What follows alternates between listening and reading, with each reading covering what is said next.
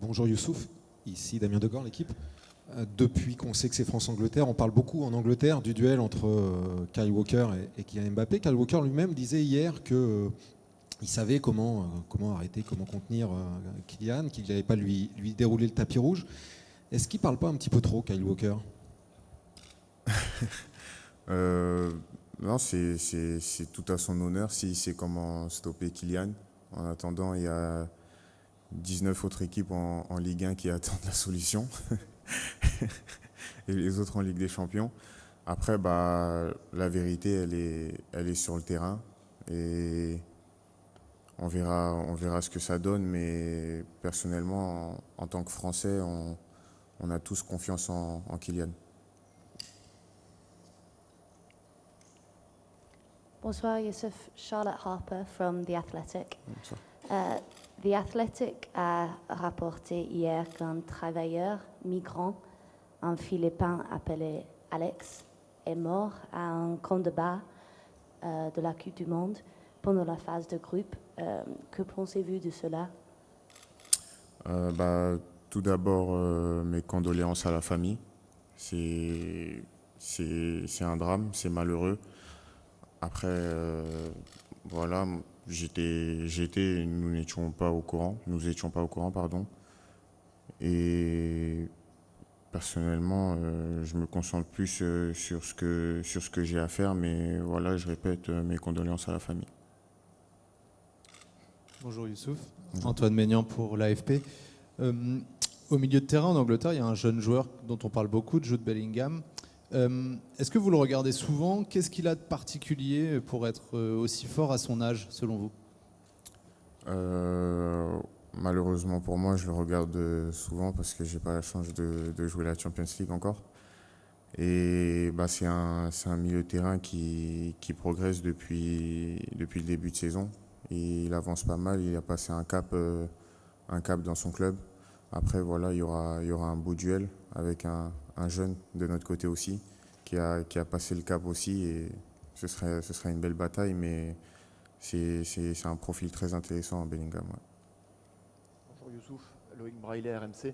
Qu'est-ce que tu réponds à ceux qui estiment que le banc de touche de l'équipe de France est plus faible que celui de l'Angleterre? Je réponds qu'ils ont le droit de donner leur avis. C'est pas interdit. Après, voilà, ce sera à nous de prouver le contraire, mais tant que le match n'est pas passé, et même après le match, de toute façon, qu'on fasse la pluie et le beau temps, il y aura toujours quelque chose à dire, donc on se pose pas de questions là-dessus. Bonsoir Youssouf, Yves Boris V, LCI Côte d'Ivoire. Vous qui vivez au quotidien avec Kylian Mbappé, comment il se sent à l'approche de cette rencontre? Et surtout, quelle est son opinion sur les propos de Kyle Walker? Merci. Alors, Kylian, c'est une personne qui regarde pas la presse. Désolé pour vous tous. Il regarde pas la presse, il regarde pas ce que vous dites à son propos. Il se concentre sur son match. Et voilà, en préparant le match, bah, il va plus se concentrer sur ce que doit faire l'équipe et sur ce qu'il doit faire par rapport aux joueurs autour de lui que par rapport aux joueurs qu'il va affronter. Du coup, je le sens très calme et très déterminé. Bonjour Youssouf, ici Bonjour. Stéphane Bianchi du Parisien. On vous voit évoluer sur le terrain tous depuis le début de cette compétition, parfois à l'entraînement. Il y a des choses qu'on voit moins, c'est le vestiaire.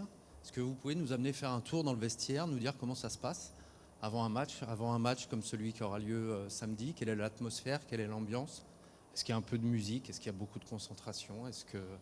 Quelle est l'atmosphère dans un vestiaire avant un match de cette importance? L'atmosphère. Alors, l'atmosphère tendue. Non, je rigole. L'atmosphère, oui, il y a un peu de musique. Il y a un peu de musique pour ceux qui veulent écouter la musique entre guillemets collectif.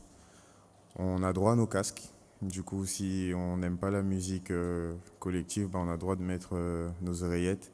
Ensuite, il y a la salle d'activation, où on se retrouve 30 ou 40 minutes après l'arrivée au stade.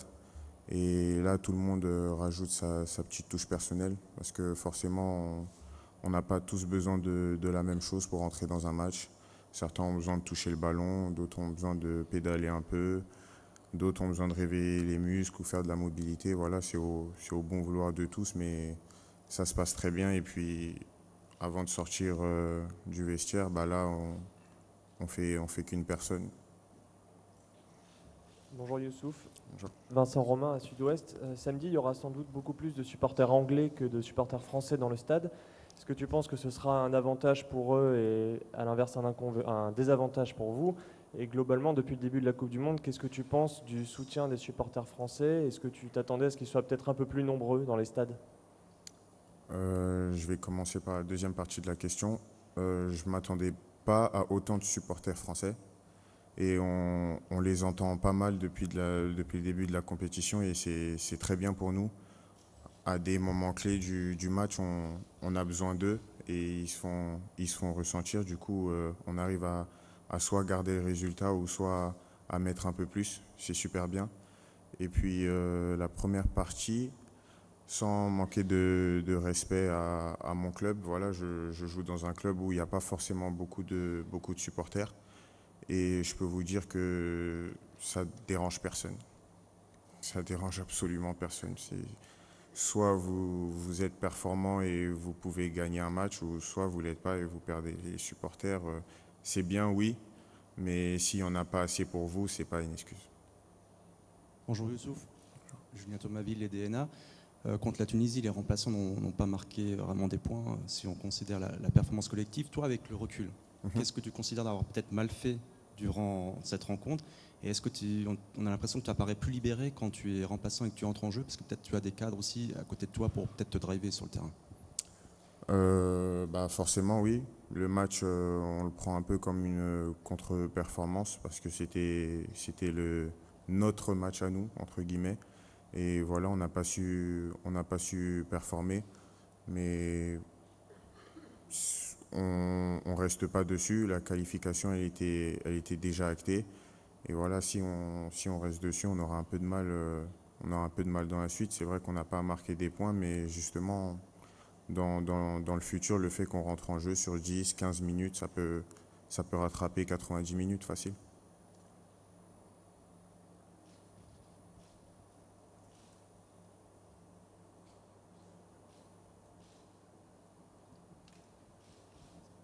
Bonjour Youssef de la Morinerie d'Europe 1. Toi qui es milieu de terrain, comment tu juges le milieu français et l'association Tchouaméni, Rabiot et Griezmann? Est-ce que pour toi c'est un milieu de terrain très solide qui peut amener très loin les Français? Merci. Forcément, c'est un milieu très solide. En 3 joueurs, il y a tout qui est regroupé. Il y a le joueur qui peut prendre la profondeur, le joueur qui peut solliciter le ballon dans les pieds et le garder, le joueur qui peut faire jouer les autres, le joueur qui peut compenser le départ des autres. Enfin, en 3 joueurs, on a vraiment tout. C'est un milieu complet. Et j'espère qu'ils vont nous faire avancer jusqu'à la fin. Et puis les milieux qui sont sur le banc, on attend que ça, de rentrer et de prendre leur place pour finir le travail. Ron Blum from Associated Press in English, if you could translate. Were there times along the journey when you left Clairefontaine that you doubted you would get to here, and like when you worked for the pizza company? And how did you decide to work for the pizza company? What was its name, and how did you bounce back from that? Ok. Vous avez quitté Clairefontaine. Est-ce qu'il y avait des doutes que vous allez un jour finir avec l'équipe de France? Vous avez travaillé pour une société de pizza. Pouvez-vous nous parler de votre expérience avec cette société de pizza et comment vous avez su rebondir pour venir en équipe de France? Forcément, oui. Quand on sort d'un endroit comme Clairefontaine, il y a des doutes, c'est sûr. Après, voilà, pour la société de pizza... C'était justement parce que voilà, comme il y a des doutes, eh ben, il faut penser à faire autre chose, il faut avancer dans la vie. On prend de l'âge, on a besoin d'argent. Et du coup, bah, il fallait en faire et c'était la meilleure manière d'en faire tout en essayant de poursuivre mes rêves. Bonjour, Nicolas Le Gardien de Sud-Ouest. Vous avez pu marquer sur coup de pied arrêté depuis le 25 mars. Est-ce que c'est quelque chose de une préoccupation? Est-ce que vous le travaillez beaucoup sur le terrain? Voilà, est-ce que c'est avant chaque match ou pas? Ouais, on travaille pas mal les coups de pied arrêtés. On travaille pas mal. Après, malheureusement, bah, on tombe contre des équipes qui sont pas mal non plus. J'espère que ça va nous sourire samedi. Mais ouais, on fait tous les coups de pied arrêtés possibles. Bah, je vais pas vous dire les tireurs parce qu'on a quand même des snipers. Je vais pas vous dire des joueurs de tête parce qu'on a quand même pas mal de taille et certains qui ont pas forcément la taille mais un très bon timing. Je pense à Jules Koundé. Du coup, il nous manque juste ce facteur chance pour que ça rentre. Bonjour Youssouf, Julien Babou, M6. L'épisode de vos conseils à Antoine Griezmann a été pas mal commenté et relevé. Vous dites que l'ambiance est top, mais ce n'est pas toujours le cas dans des groupes où il y a des jeunes loups et des vieux faux. Vu que tout se passe bien, qu'est-ce que chaque groupe apporte à l'autre? Chaque groupe, vous parlez des plus expérimentés, ouais, ok. Ouais. Bah déjà, je vais parler des plus expérimentés. Ils nous laissent une sorte de liberté d'expression, une liberté d'échec. Ils ne sont pas sur notre dos 24/24. Et ça, justement, ça suscite le respect. Du coup, quand ils disent A, et bah, tout le monde fait A. Et puis si un jeune fait B, et bah, ils vont lui dire, bon, c'est pas grave, la prochaine fois, fais A. Et ils ne vont pas lui tomber dessus tout de suite et dire, ah, il faut faire A, on est en Coupe du Monde, c'est comme ça, c'est comme ça. Et du coup, là, on marche d'un même pas et c'est top comme ça. Bah forcément, on les fait rigoler un peu. On les fait bouger un peu, on leur fait sortir un peu de leur quotidien, ça doit pas être facile. Bonjour.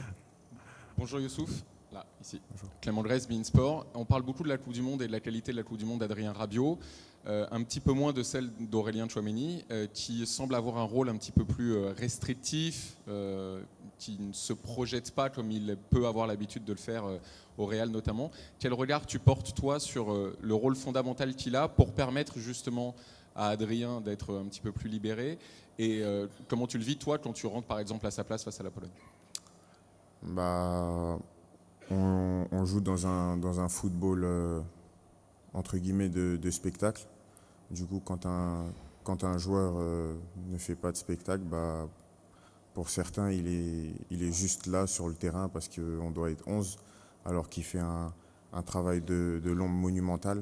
On ne le voit pas vraiment, mais il court vraiment, vraiment, vraiment beaucoup. Et voilà, comme vous l'avez dit, ça permet justement aux deux autres milieux de se projeter sans se poser de questions. Du coup, ouais, je trouve que son travail, il n'est pas assez mis en valeur parce que depuis le début de la compétition, il est très constant. Bonjour, c'est Mehdi Abid, journaliste tunisien. Est-ce que la défaite face à la Tunisie a été bénéfique pour vous dans le reste du parcours? Deuxième question, désolé. Ouais, désolé. La prestation de Yassine Bounou, comment vous jugez la prestation du gardien marocain? Merci. Bénéfique, oui, parce que pour beaucoup d'entre nous, c'était la première titularisation en Coupe du Monde, pardon. Du coup, c'était un match formateur pour nous. À l'arrivée, le résultat, il n'était pas en notre faveur, certes, mais on est ressorti du terrain avec beaucoup dans le sac à dos. Voilà, on a appris beaucoup de choses. Et ça va nous permettre d'avancer dans le futur. Et pour le gardien, il a fait une séance de penalty extraordinaire. Et même les 120 minutes où il a tenu la baraque, franchement chapeau. Et voilà, je souhaite le meilleur à l'équipe marocaine. Bonjour Youssouf, Hugo Delon du journal L'Équipe. Je voulais prolonger la question sur l'alchimie entre vous, entre les jeunes et les anciens. Vous, ça fait quelques temps, très peu de temps finalement que vous êtes dans le groupe. Je voulais savoir comment votre génération, et toi en particulier, tu te positionnes par rapport aux anciens. On a beaucoup parlé dans le passé de la difficulté pour les jeunes de s'intégrer, de faire les bons gestes, de ne pas faire de bêtises par rapport à des cadres, etc. Et je voulais savoir comment toi et ta génération, vous faites pour vous positionner par rapport à, je sais pas, par rapport à des Lloris, par rapport à des Griezmann, ou ce genre de profil. Merci. Ça dépend vraiment. Après, voilà, comme je l'ai dit juste avant, on a des cadres qui nous libèrent vraiment. Voilà, quand on est dans un vestiaire ou au match, on reste un peu en retrait parce que ça, c'est vraiment leur métier, enfin, c'est vraiment leur boulot. Ça fait partie du joueur qui prennent la parole et qu'ils arrivent à orienter toute l'équipe. Après, voilà, en dehors, tout ce qui est extra-sportif, à l'hôtel, etc. Voilà, il n'y a pas de contraintes, il n'y a pas de complexe. Enfin, tout le monde peut parler, tout le monde peut rigoler. Voilà, quoi. Et c'est ça qui fait la beauté de notre groupe, je dirais. On va finir avec 2 questions. La première pour Hugo Delon de l'équipe et la dernière, pardon, où j'en suis, Xavier Giraudon, pardon, de Canal+, Infosport+, et Maxime Brigand, pardon, de SoFoot. Bonjour Youssouf, on revient sur le match de la Tunisie. Est-ce que vous avez été surpris par l'intensité? On vous a vu parfois vous faire secouer dans les duels. Est-ce que le ballon brûle les pieds, comme l'a dit Antoine Griezmann? C'est 3 questions en une, mais ça va aller vite. Et que vous ont dit les cadres au lendemain de ce match qui était quand même raté par les remplaçants? L'intensité. Ouais, il y a eu beaucoup d'intensité dans ce match-là. Après, voilà, on va chercher une excuse pour les 11 qui ont commencé. On avait presque rien à jouer. Si ce n'était pas pour l'esprit de compétition. Voilà, ils avaient encore la qualification à aller chercher. Donc, on va dire que la physionomie, je ne vais pas dire qu'elle était normale, mais on s'attendait à ça, forcément. Après, est-ce que le ballon brûle les pieds? Non, pas forcément. On a eu du mal à se trouver, certes. Mais voilà, ça reste des faits de jeu. Comme je vous l'ai dit juste avant, c'est formateur. On n'a peut-être pas eu le bon timing entre le porteur de balle et l'appel, etc. Et la troisième, désolé. Ils n'ont pas attendu le lendemain. le soir même, voilà, ils sont venus nous parler, mais pas forcément en groupe, chacun de son côté, et dire voilà, maintenant tu sais ce que c'est un match de Coupe du Monde, que quand tu le commences des 0 jusqu'à 60 pour ceux qui ont fait 60, jusqu'à 90 pour ceux qui ont fait 90. Et voilà, maintenant que tu sais, bah, tu peux te préparer correctement pour le futur parce qu'on aura besoin de toi. Oui. Maxime Brigand, SoFoot, tu disais tout à l'heure que ton sac à dos était rempli après ces matchs-là. Tu étais venu pour aussi un peu apprendre le haut niveau international. Qu'est-ce que tu as appris concrètement? Qu'est-ce qu'il y a dans ce sac à dos? Du coup, qu'est-ce que tu as appris? Oh là là, il y a beaucoup de choses. Hein. Il y a beaucoup de choses. Bah, tout d'abord, le fait de préparer un match de Coupe du Monde. Voilà, c'est vraiment pas pareil qu'un match de Ligue 1, en sachant qu'un match de Ligue 1, tu vas en rejouer le week-end prochain, et le week-end prochain, et le week-end prochain. Alors que là, on t'annonce que c'est que 3. Et si tu es bon, bah, tu en auras un en plus. Et si tu es bon, tu en auras un en plus, jusqu'à 7 max. Du coup, tu as toujours envie d'y goûter. Voilà, c'est même sur le terrain, le fait de voir plus vite, l'orientation du corps. Ce que je faisais déjà bien, mais là, ça va beaucoup plus vite. Du coup, il faut le faire x2. Et ouais, c'est des petits détails comme ça. Et puis l'hymne national, pas mal.